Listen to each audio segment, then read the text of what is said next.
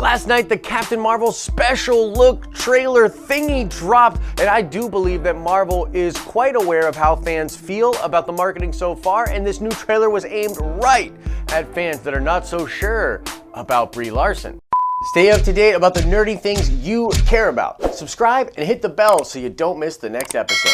What's up, everybody? Happy Tuesday to you. Now, before we get into the news, I need to shout out Godslayer Blaine, who got the nerd card question correct in the Kevin Feige video from yesterday. You definitely know your stuff when it comes to Marvel movies, so shout out to you, Godslayer Blaine. It's a cool name, but it's like so close to a lot of other cool names that are popping in my head.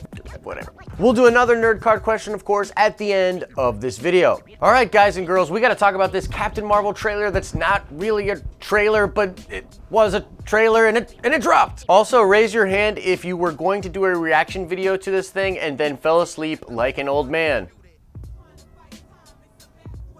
All right, so let's talk about this Captain Marvel thing. The bottom line here, guys, is that Captain Marvel is not creating the buzz or connecting with fans in the same way that Black Panther did, which is really interesting, but it seems like Marvel is aware of this problem. Now, a lot of this has to do with Brie Larson and just like the current state of affairs on the internet. Now, Brie Larson is pretty liberal and she's not quiet about her opinions, and this sort of flies in the face of some things that are kind of bugging a lot of people online currently. And I think this is really interestingly compounded by some mistakes that Marvel Comics has made in the last couple of years, which have certainly alienated a large portion of comic book readers out there. In fact, a lot of companies are sort of getting trapped into this sort of a dialogue and this sort of being the thing that people talk about when it comes to their properties. I mean, look at Battlefield 5, Star Wars has this problem in some ways. And it's like, no matter how you feel about things politically, I just think the numbers really don't lie. It's like people really don't want their politics, whether they're right-leaning or left-leaning, in their pop culture stuff. They're not into it. What's even more interesting is that Marvel Studios has sort of tiptoed around this problem and seem to, thus far, appease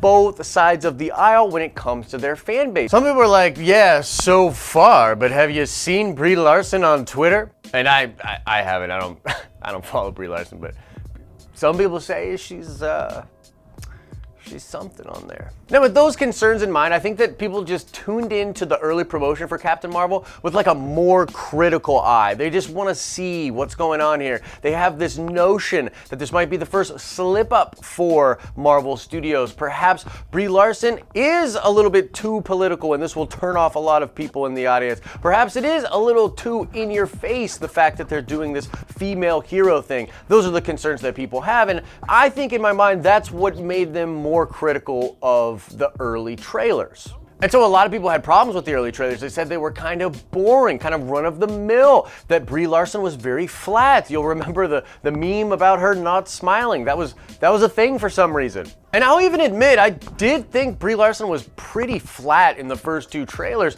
And to be honest with you, she's not really the draw for me in this film whatsoever. It's more about the scroll and the Kree and this epic tapestry that Marvel has sort of been building over the years, and obviously how the comic books will be adapted onto the silver screen. That's what's more interesting for me personally. Again, no matter how you feel about these things, I think that I've stated a pretty objective reality of the situation. And so going into that reality, it really does appear that Marvel is shifting the marketing and sort of trying to appeal to the fans they really need to show up to this movie. I think calling this thing a special look, very interesting marketing move. It's technically just a trailer, even shorter than some of the other trailers we already have, but it was special, and so more people tuned in. Also, them doing this during this big game, again, targeted at a more general and, let's just be real, a more male audience. So they're definitely aware of the potential problems that they might have. Now let's break down the contents of this trailer really quickly, and I think you'll see where my head is at with like what Marvel's doing, how they're addressing these problems, and the potential fans that are upset. So this whole trailer starts out with a very nostalgic jukebox scene. There's this back shot with Brie Larson on the motorcycle. It's very 90s. And then as soon as she meets up with Sam Jackson, you get this buddy cop thing, and this is going to be the backbone of the film. Small side note, I always thought it was brilliant the way they designed designed this film to have Sam Jackson, who's a staple of the MCU,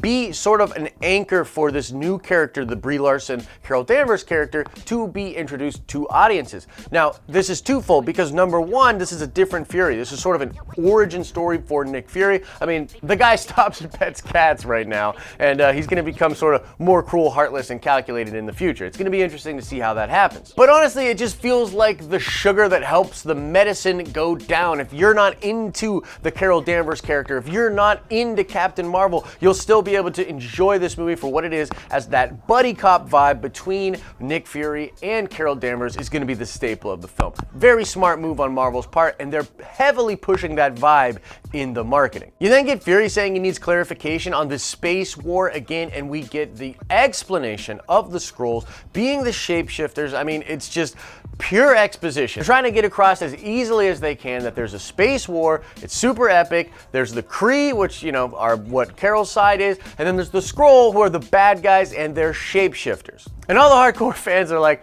yeah, we totally get it. But I think even for the hardcore fans, you know, even though we're getting this idea, you know, kind of pounded over our heads, this is a good thing, because ultimately, like I said, this is the big draw for a lot of the hardcore sweaties, for a lot of the hardcore nerds. We want to see more of this alien thing in the Kree-Skrull War play out. That's going to be a huge draw for people, and I think for casual audience members, you know, even casual male audience members in particular, the idea of this grand space war and super epic stuff, that's going to be something that will get people to the theaters. It's sort of addressing some of the possible concerns that fans might have. And I think it's important to note that we get a little bit more personality from Brie Larson in this trailer. I mean, you get her blowing the hair out of her face after, you know, beating up the old lady Skrull. You get her blasting with the photon thing and just being super casual. We're getting a much better taste for what this character is, her snarky sense of humor, which I think is important. You know, the flatness of her in the first two trailers was real, and they're addressing that. Again, addressing the exact problems that people are having with the film as they've seen it in production. We then go right into an action-heavy training montage. You get Jude Law talking about the Kree. You get to see the Skrull shape-shifting for the very first time. And this is just like action, action, action, action, action. And again, this just addresses some of the concerns that people might have about the film, and it's supposed to get casual audience members pumped up to check this out. And for my money, I think these effects look much more clean than they did in the first two trailers. They're much more polished, and they got me pretty hyped, so good job, Marvel, once again.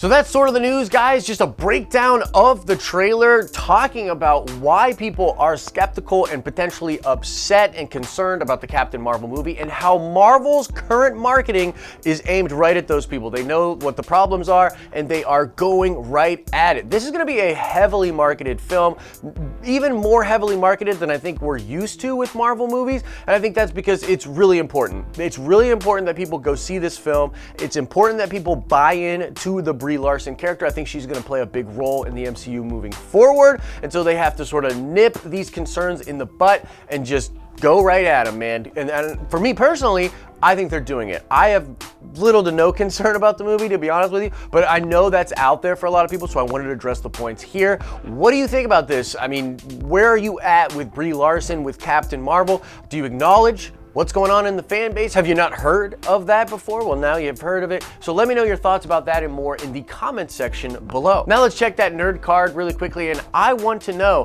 why is it a problem for Marvel to market Captain Marvel as their very first female-led superhero movie? You'll know this if you've been following, you know, the buzz and the movies and everything like that, but why is it a little tricky for them to market this as their first female superhero? Answer that question in the comment section below. Guys, later today, either 2 o'clock or 3 o'clock p.m. Eastern Standard Time, we're doing the first fan chat of 2019. For those of you looking for the more casual look, you're missing the desk and the toys behind me, come check out the fan chat, see the cool new podcast setup that we have here, and just hang out with us, ask some questions. We're going to talk about all the Marvel Avengers Endgame stuff, so that's later today. Subscribe and come back for that live stream if you can, or check it out on the replay. As I always say, guys, I hope you are having an awesome and nerdy day, and I'll see you in the next video.